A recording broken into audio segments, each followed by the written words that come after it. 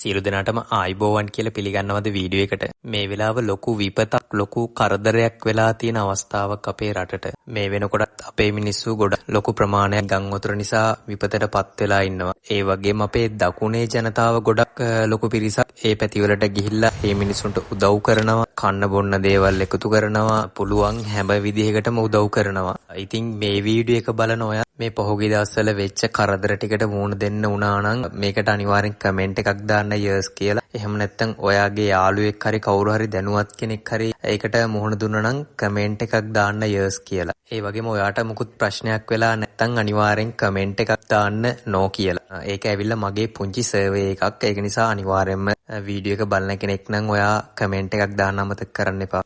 Right අද video එක චුට්ටක් දික් වෙයි. හැබැයි මම අද වීඩියෝ එක කරන්නෙත් ගොඩක් මේ ප්‍රශ්නෙට මුහුණ දීපු අයට වැදගත් වෙන වීඩියෝ එකක්. ඒක නිසා ඔයාගේ යාළුවෙක් හරි ඔයා දන්න කෙනෙක් හරි එහෙම නැත්නම් ඔයා ඉන්න ගෲප් එකක හරි වීඩියෝ එක අදාළ වෙන පිරිසක් ඉන්නවනම් එහෙම නැත්නම් ඔයාගේ යාළුවෙක් හරි කවුරු හරි ඉන්නවනම් අනිවාර්යෙන් වීඩියෝ එක ෂෙයා කරන්න අමතක කරන්න එපා. මොකද මේ වෙලාවේ ගම් වතුරට අහුවෙච්ච කට්ටිය ඇති ලෝන්ස් ගත්ත කට්ටිය එහෙම නැත්නම් ලෝන්ස් ඇප්ලයි කරලා ඒක ගන්න බලාපොරොත්තු වෙමින් ඉන්න කට්ටිය එහෙම නැත්නම් ලෝන් එකක් හරි ලීසින් එකක් හරි කිසිම දෙයක් අරගෙන නැති වුණත් කමක් නැහැ මේ වීඩියෝ එක බලන්න.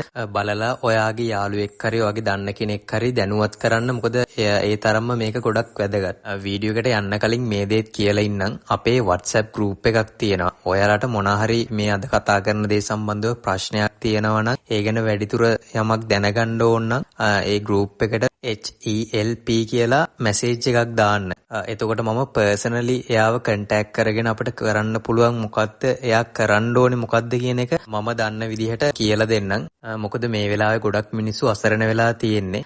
මොකද ඔය මේ අපි මේ කතා කරන දේවල් ගැන ලොකුවට හිතන්නේ නැහැ සාමාන්‍යයෙන්. ඒක නිසා මේ මම කියන විදිහට group එකට මැසේජ් එකක් දාන්න.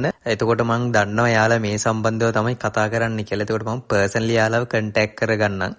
මේ වෙලාවේ මේ මිනිස්සුන්ට ඒ වගේ සහයෝගයක් කවුරුත් දෙන්න මං හිතන්නේ ඉදිරිපත් වෙන්නේ නැහැ. එහෙම හරි මට ඒගොල්ලෝ වෙනුවෙන් ඒ වගේ සහයෝගයක් දෙන්න පුළුවන් නම් මම ඒක හරි කැමැත්තෙන් කරනවා.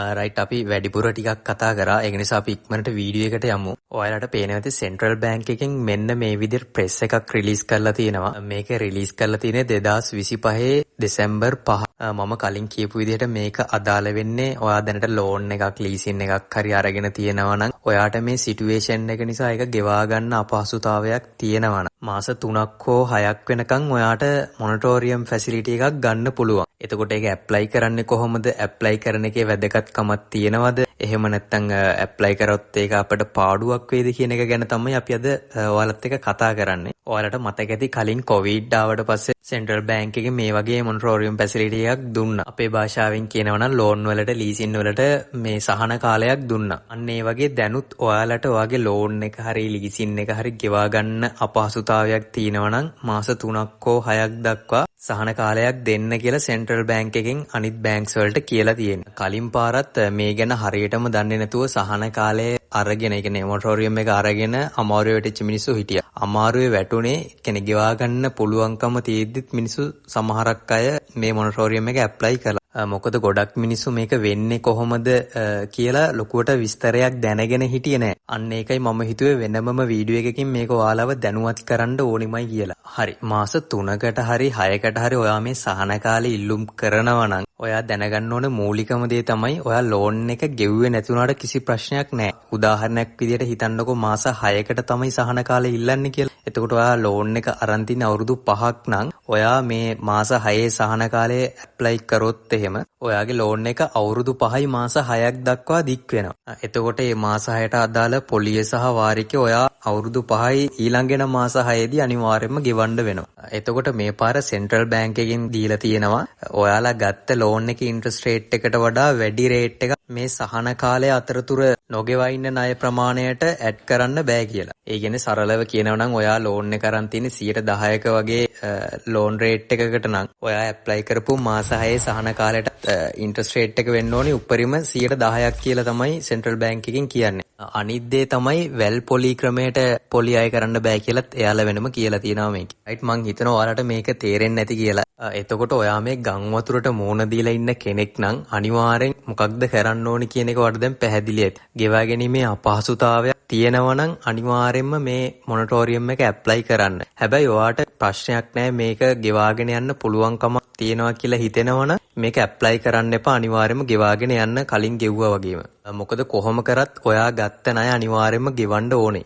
දැන් ඔයාලට ප්‍රශ්නයක් ඇති මේක කොහොමද ඇප්ලයි කරන්න කියලා මම ඒක වීඩියෝ එකේ අන්තිමට කියන්නම්. ඒ වගේම අනිත් දේ තමයි මේ ප්‍රශ්නේදී ඔයාට ඔයාගේ බිස්නස් එකට වර්කින් කැපිටල් රික්වයර්මන්ට් එකක් තියෙනවා. ඒ කියන්නේ මූලික ප්‍රාග්ධන අවශ්‍යතාවයක් තියෙනවා නම් ඒකටත් ඔයාට ලෝන් එකක් ඇප්ලයි කරන්න පුළුවන්. සෙන්ට්‍රල් බැංක් එකකින් කියලා තියෙනවා මේ දෙන ලෝන් එක උපරිම අය කරන්න පුළුවන් පොලී ප්‍රතිශතයේ 9% කියලා. ඒ වගේම අනිවාර්යයෙන්ම අවම මාස 3ක සහන කාලයක් දෙන්න ඕනේ. ඒ කියන්නේ ලෝන් එක ගෙවන ග්‍රේස් පීරියඩ් එක අවම මාස 3ක කාලයක් අනිවාර්යයෙන්ම දෙන්න කියලා තියෙන සෙන්ට්‍රල් බැංක් එකෙන්. සෙන්ට්‍රල් බැංක් එකෙන් කියලා තියෙන මේ ටර්ම්ස් ඇන්ඩ් කන්ඩිෂන්ස් එක ඔයාලට බලා ගන්න ඕන නම් මම මේ ලින්ක් එක ඩිස්ක්‍රිප්ෂන් එකේ දාලා තියන්නම්. ඒ ලින්ක් එකට ගිහිල්ලා බලුවාම ඔයාලට ෆුල්ම ඩීටේල්ස් ටික ගන්න පුළුවන්.